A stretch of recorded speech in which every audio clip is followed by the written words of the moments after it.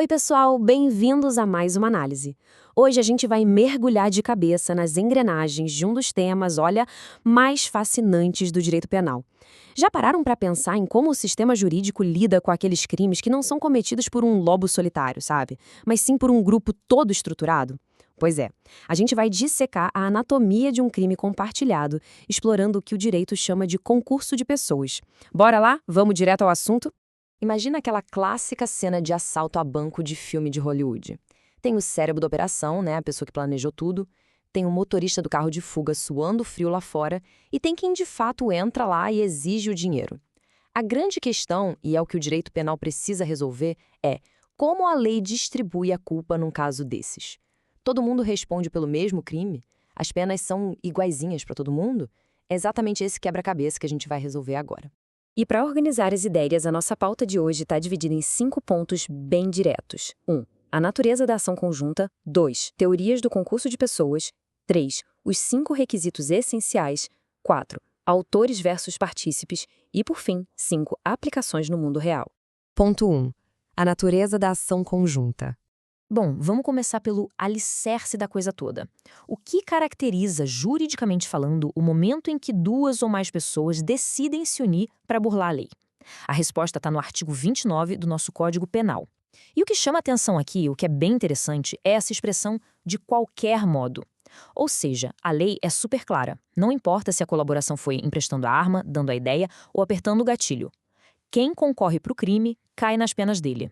Mas, e esse mais é gigantesco, olha ali no finalzinho, na medida de sua culpabilidade. O direito penal não é cego, tá? Ele pune todo mundo, sim, mas tenta medir a dose exata da culpa de cada um.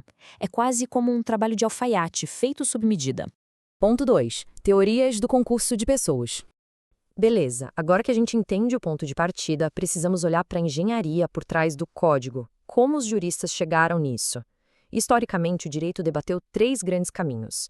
A teoria pluralista, que diz que cada pessoa responderia por um crime próprio, separadinho. A teoria dualista, que quebra o evento ao meio, um crime para os autores principais e um crime diferente para quem só ajudou. E, finalmente, a teoria monista, ou unitária. Para essa aqui, o crime é um só. Se a galera se junta para um assassinato, é um crime de homicídio e pronto, todo mundo responde por ele. Simples assim.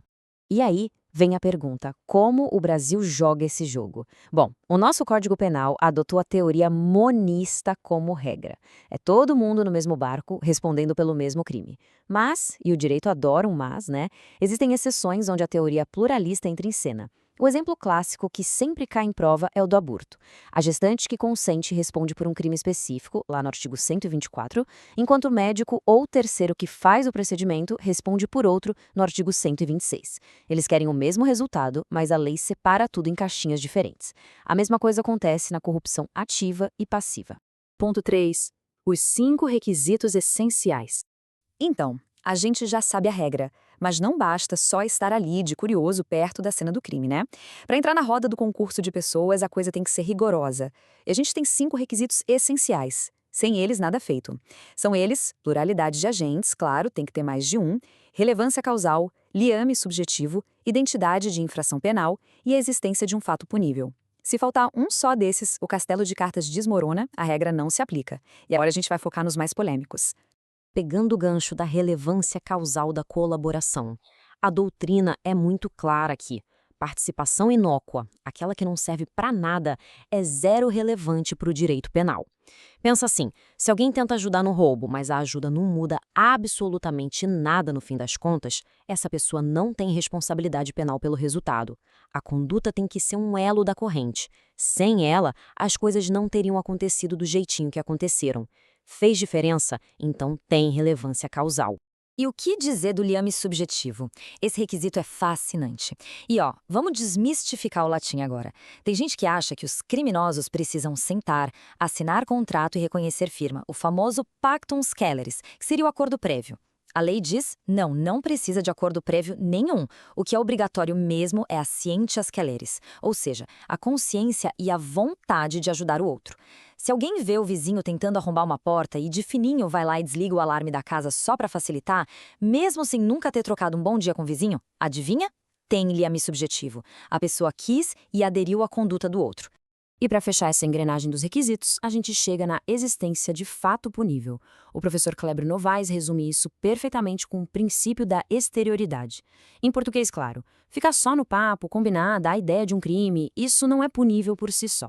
Para a galera toda responder junta, a execução do crime principal tem que, no mínimo, começar. Tem que ter uma tentativa de verdade ali para o Estado poder entrar em ação e punir. Ponto 4. Autores versus partícipes. Seguindo em frente, vamos dar um zoom nos personagens dessa história. Se a galera não faz exatamente a mesma coisa, como a gente chama cada um? Bom, no direito penal tem dois conceitos brigando aqui. O conceito extensivo diz, não tem diferença, ajudou, é autor, e acabou. Mas o Brasil não foi por aí. A gente escolheu o conceito restritivo.